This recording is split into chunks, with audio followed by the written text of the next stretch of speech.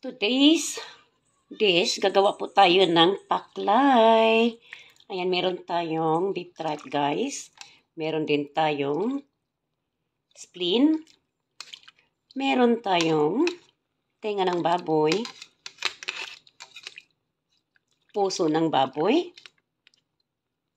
Asa na? At kidney ng baboy. Ito po yung kidney.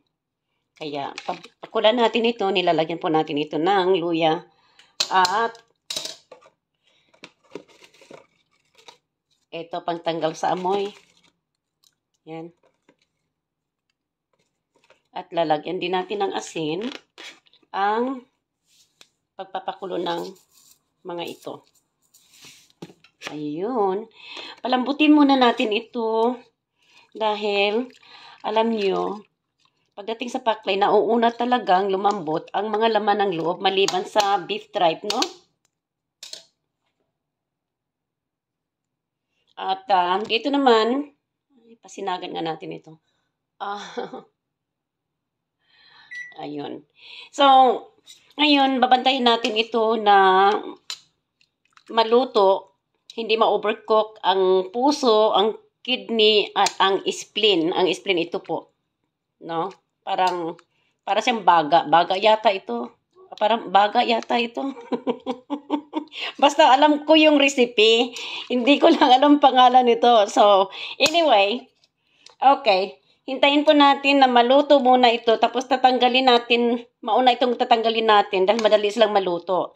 Pero yung tripe ay napakatagal po yung pakuluan.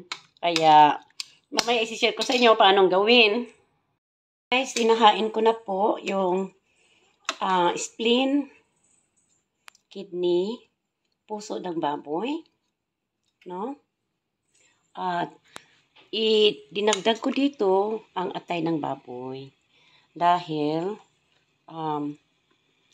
ayaw kong ma-overcook. Kailangan medyo more than half cook siya.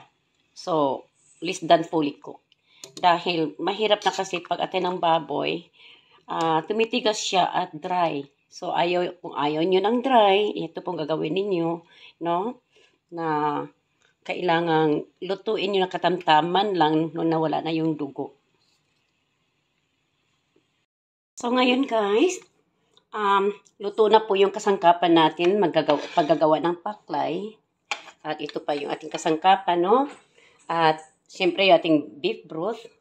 Ito naman, nagpapainit po ako ng olive oil at tutunawin lang natin itong atsuete, no?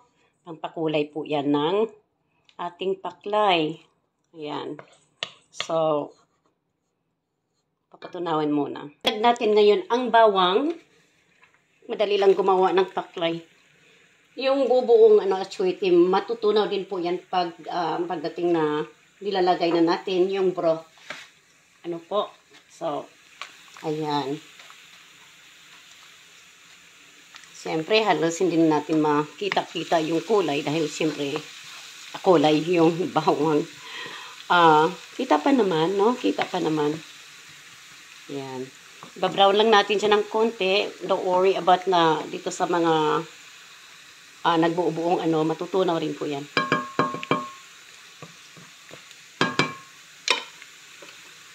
So, dito nilagay ko lang po na medium heat. So, ngayon nag-brown na siya, no? So, ito na po yung sibuyas natin. Mahilig talaga ako sa sibuyas. Ay, ewan ko bakit. Ang sarap ng sibuyas. Minsan, kinakain ko lang ito ng hilaw. No? Ayan. At, ayan. Gisa-gisahin natin ito. Before mag-brown ito, dagdag natin ang luya. Ready na siya. So, dagdag natin ang ating luya. Ayan. Gisa-gisahin uli. Hanggang lumabas yung aroma ng luya.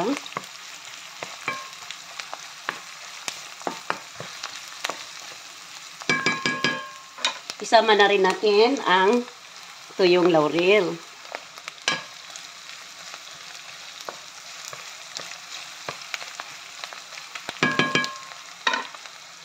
Ngayon, idadagdag natin ang ating mga lamang loob. Gaya nito. Ayan. Last ninyo idagdag, ilagay dito guys, yung atay ha. Dahil ang atay ay napakadaling tumigas po yan.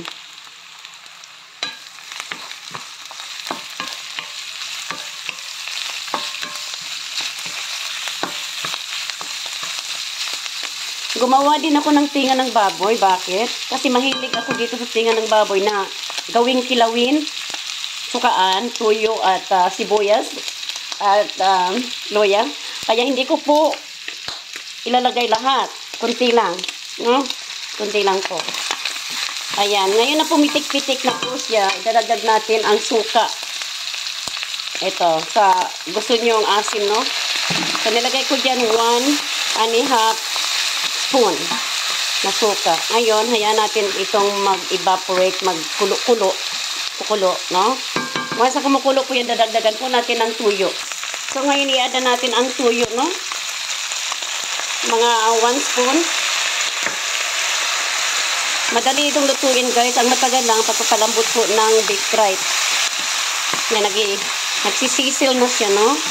So, now na nagsisisil na siya, ay ilagay natin ang ating bamboo shoot. Ayan. Presko itong bamboo shoot na to. Hinarvest namin ni ma'am sa farm namin. No?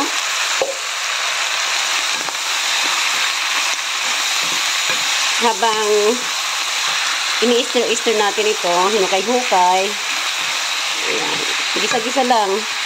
Dagdag natin ang beef broth. Gusto ko masabaw eh. No? Gusto ko talaga masabaw.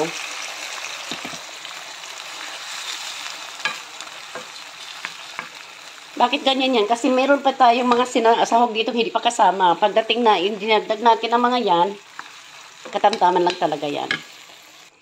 Ayan. So, ngayon, ang idadagdag naman natin ngayon ay ang ating atsal. Red bell pepper.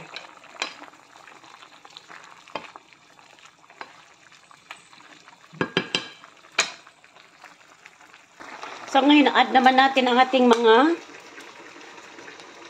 yung puso, yung spleen, yung heart. No? Later na yung atay. Bago mo ihain atay, ang idadagdag mo. Ayan. So, ito na. Ayan.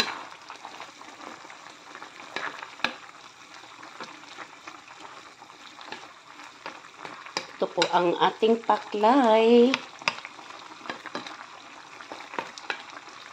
Yung suka pala, pag nagdagdag kayo ng suka, yung katamtaman lang sa gusto ninyo po, ha? Huwag yung sobra, baka maging kilawin. Ngayon, i-turn off na natin ito. Yan guys, ito na po yung end result natin. Kita mo, perfecto lang siya. Hindi maapaw yung kanyang sabaw-sabaw ng konti, no? At ayan.